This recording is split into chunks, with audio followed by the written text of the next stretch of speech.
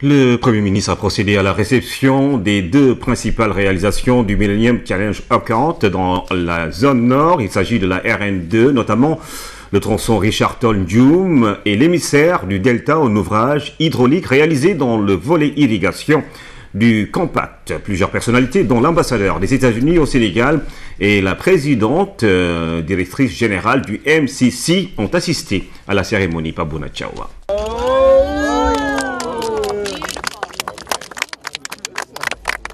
Ce moment, les usagers du tronçon Richard Toll-Ndioum sur la RN2 en rêvaient.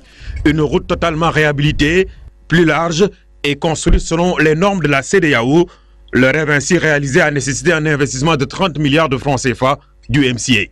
The rehabilitation of 120 kilometers of road stretching from Richard Toll. La réhabilitation de 120 km de route s'étendant de Richard Toll à Ndioum est le fruit de l'étroite collaboration entre le gouvernement du Sénégal et le Millennium Challenge Corporation du gouvernement des États-Unis. L'impact de cette route est évident pour tous ceux d'entre vous qui vivent dans cette région. La vallée du fleuve Sénégal est une région fertile et dynamique. La RN2 est un moyen essentiel de relier des personnes. Elle relie les fermiers qui vendent leurs produits sur les marchés le long de la route, ainsi que les marchands et les commerçants qui se déplacent entre Dakar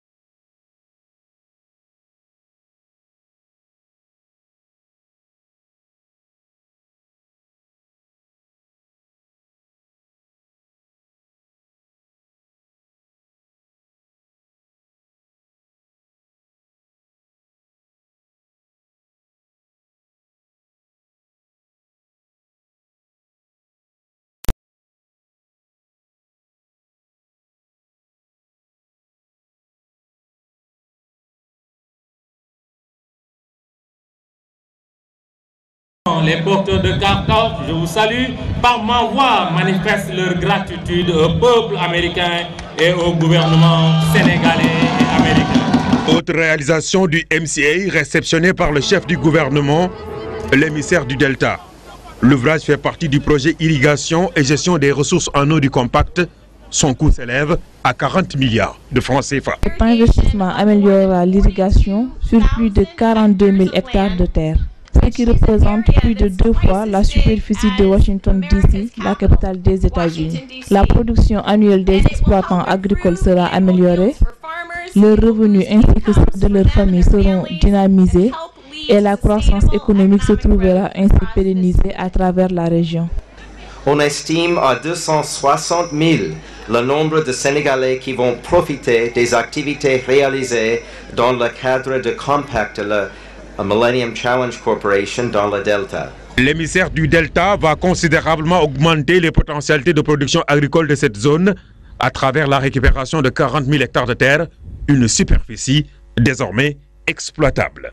Au total, ce sont des contraintes qui ont longtemps pesé sur notre agriculture dans cette zone pendant des décennies qui viennent d'être levées.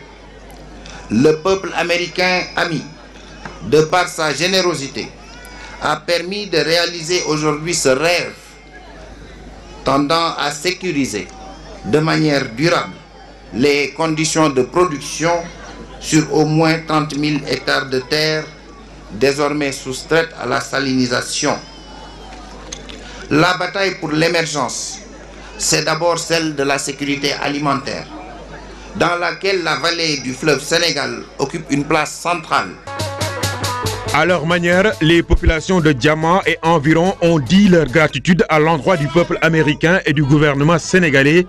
Dans le nord du pays, toutes les réalisations du MCA seront livrées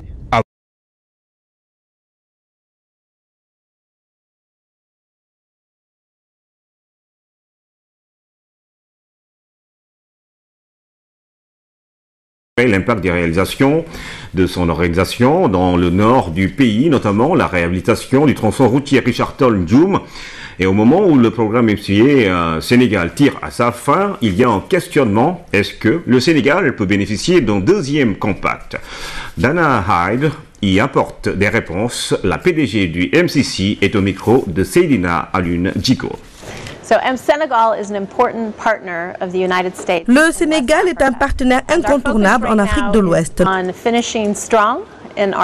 Notre préoccupation actuellement, c'est de bien clôturer le premier compact. Il s'agira ainsi de consolider les acquis et s'assurer que les bénéfices iront aux populations. Le Millennium Challenge Corporation est dirigé par un conseil d'administration et le dit conseil va se réunir au mois de décembre et prendra des décisions concernant le prochain investissement dans les pays éligibles. Et il sera question de voir combien on a été efficace au Sénégal et aussi les efforts du pays en matière de bonne gouvernance. Toutes ces considérations seront prises en compte au moment de la décision en décembre.